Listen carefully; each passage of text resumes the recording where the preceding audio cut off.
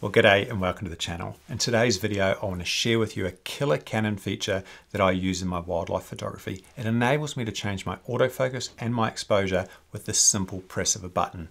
That's right, I can go from a static, slow shutter speed, simple button press, and I'm at a high shutter speed for the action. What is this feature? First, we need to understand the problem. Let's say we're shooting a static subject with a low shutter speed, say 1/640th, 1/400th, something like that. However, the bird then takes flight and we want to instantly change to 1/2500th of a second. Like, how do we go from slow shutter speed to high shutter speed instantly like that without missing the action? So traditionally what we've done is we've actually used the custom modes on top of the camera. You've got C1, C2, C3, etc. So we would actually be going, I want to change to bird in flight. You just turn this to C1, so a couple of clicks and away you go. The alternative to that is you just simply change the dial, you just change your shutter speed. Now, both those methods take a little bit of time and can be a little bit confusing. For me, I really struggle to turn the dial to the right setting, especially when I'm looking through the viewfinder. My brain just gets confused and I just can't do it for whatever reason. I need to take my eye off the viewfinder, look down, set it to C1, and then start shooting. And often that's just too long and I miss the action. For me personally, I've just changed my exposure quickly by moving the dial. Even that takes a few seconds. What I've always wanted is the ability to change my shutter speed and my exposure just by pressing a button. And Canon solved that issue with the EOS R. They have implemented a feature that allows you to cycle through your custom functions. And it is incredible. We can cycle through our custom functions just by pushing a button, and it's fantastic. So before I show you how to set it up, I'll show you how this works in the field. So I was out with my R5 in this 100 to 500. The light was kind of low. There was a cockatoo on a branch. It was backlit. I'm photographing it at a pretty low shutter speed, maybe 1/200th of a second or something around that. And then out of the corner of my eye, I spot this egret flying in and I want a flight shot. So what do? I simply push the button to cycle to my bird and flight settings, change over, photograph this egret as it comes into land, and we manage to capture this bird, wings up, coming into land at a shutter speed of 1/2500th of a second. Amazing that I could just quickly jump between the two with the press of a button. And then I noticed the light was hitting a hillside and I thought, I want to do a landscape. I just happened to have a landscape on my C3, so I just cycled through to C3, low shutter speed, took a shot of this tree. Not that I'm a great landscape photographer, but it's just to highlight the point that I can just cycle through my custom modes by pushing a button, which has enabled me to get these shots in a very short amount of time. So before I show you how to set this up, I need to break some bad news to you. This feature is only available on Canon bodies that do not have a dial. That is the EOS R, the R5, and the R3. Unfortunately, on bodies with a dial, such as this R7, it's just not available, and it's a real bummer and a real annoyance. Before you click off, there is actually another feature for the R7 and the R6 series which works similar, and it's pretty cool, and I'll show you that after this one. Okay, so how do we set this up? First, we need to assign it to a button. For me, I've chosen the MFN button on the front of the camera because it's just closest to the shutter and the dial, and my finger can go there very, very quickly. So we need to assign this function to this button. How do we do that? Well, we hit menu. We go into the menu, we need to go across to the orange menu, menu number 3, come down and it says customize buttons. I hit that. Now I need to scroll down and find MFN. So we go down to MFN, there we go. We can currently see it says it's set to dial function. So I hit set to go into it. Now I need to look for this feature, and it's actually an icon as a big C. So we've got to try and find the big letter C. There it is. And it's called switch to custom shooting mode. And if I hit set, and it's now assigned to MFN, you can see that. Okay, so now we have the MFN button assigned to the letter C. We can cycle through our custom modes, but before we can cycle through, we need to set up our custom modes. Many of you will be familiar with this. If you've owned any Canon body, you've got C1, C2, C3, etc. You assign your shooting mode to that custom mode. That works exactly the same on the R5, the R3. It's just set up slightly differently. If you've never set up a custom mode before, all you're doing is registering your settings for whatever style you shoot in. So for example, I've got bird and flight. If I'm shooting bird and flight, I want to have a really high shutter speed. So let's say I want to set up the shoot bird and flight mode. So at the moment, my shutter speed's way too low. So let's change my shutter speed to 25 1/100th of a second. That's pretty good for bird in flight, especially on a slower f7.1 lens. That should still freeze the action. I'm going to leave the aperture at its wide open, which is f4 here at the moment. And over to ISO, I need to change the ISO to auto. So we'll change ISO to auto. That just enables the camera to choose the metering for us. What I find when using auto ISO with Canon bodies, especially against the sky, it tends to underexpose it. So I will generally start with +1 positive exposure compensation. And I've got exposure compensation on the control dial on the lens. So let's just turn that to +1. So now my exposure settings are set up correctly.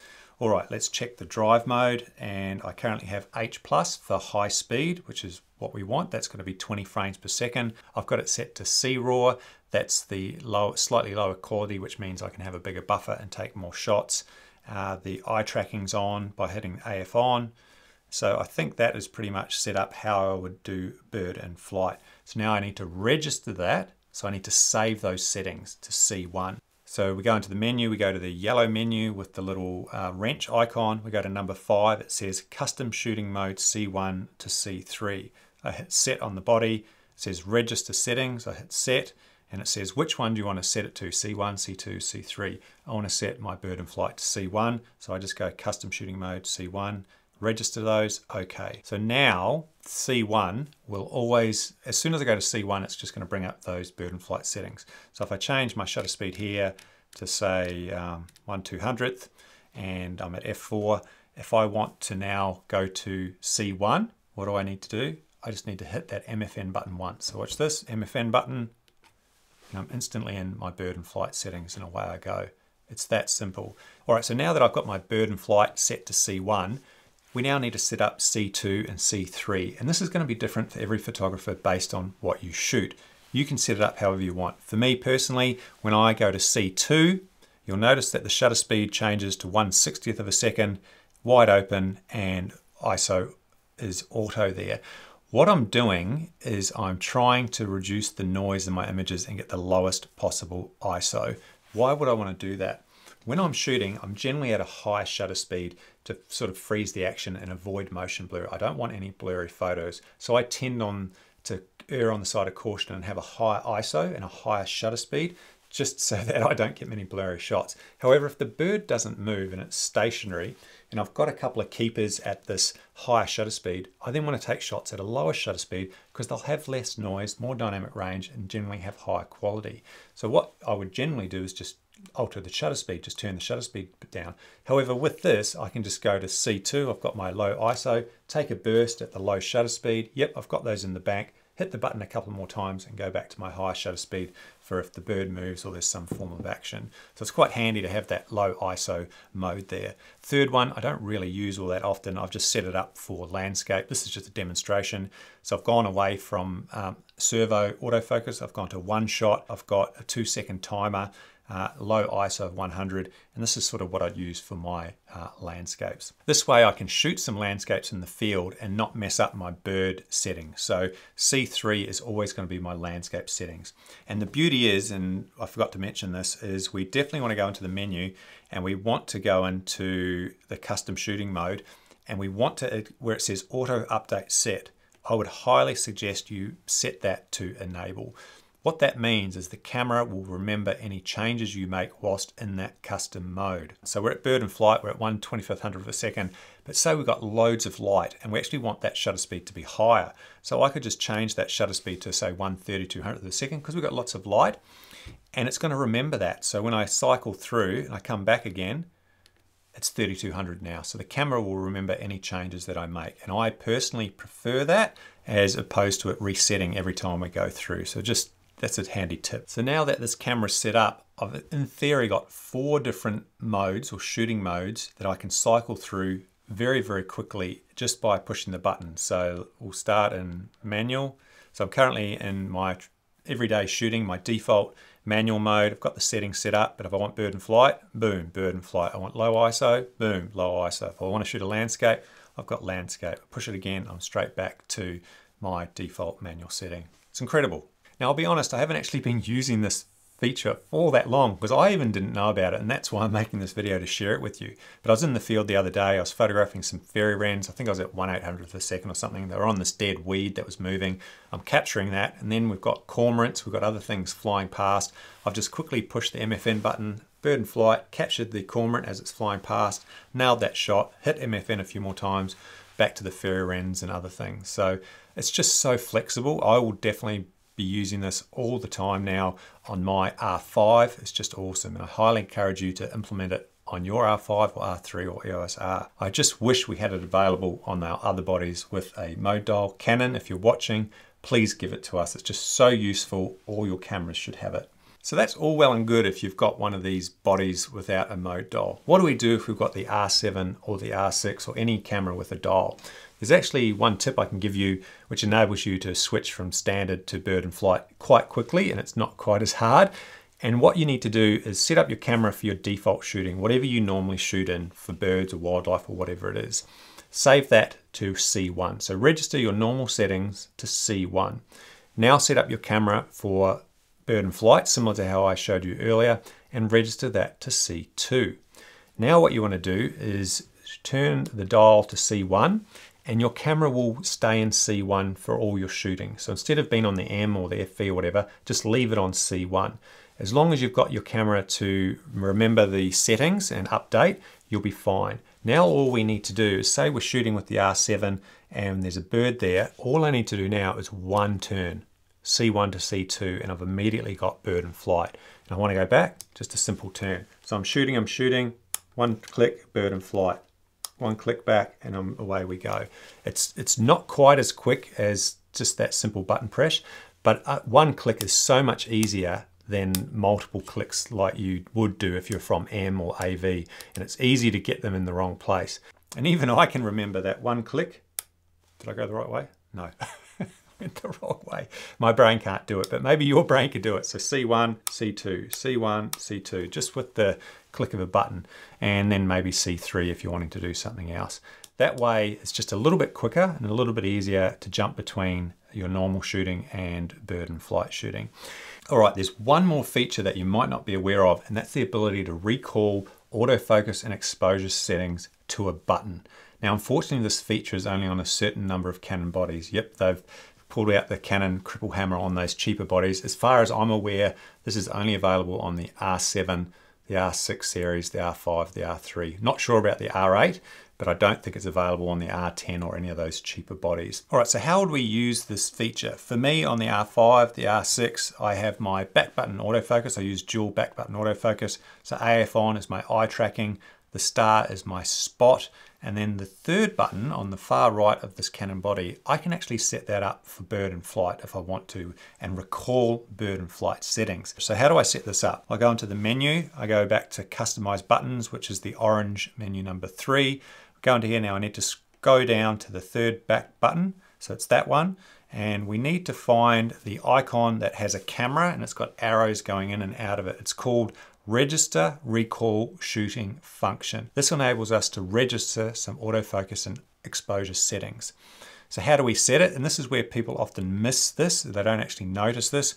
It says we need to hit Info for detail set. So hit Info on the back of the camera, and it brings up all your autofocus and exposure settings to set that it will recall when you push this button. I'm just going to go shooting mode is manual. So the shutter speed is 25/100th of a second, very, very fast. The aperture, I'm just going to set that to the lowest aperture lens that I have, which is 2.8. I'm going to set the ISO speed to auto, so it's going to be auto ISO.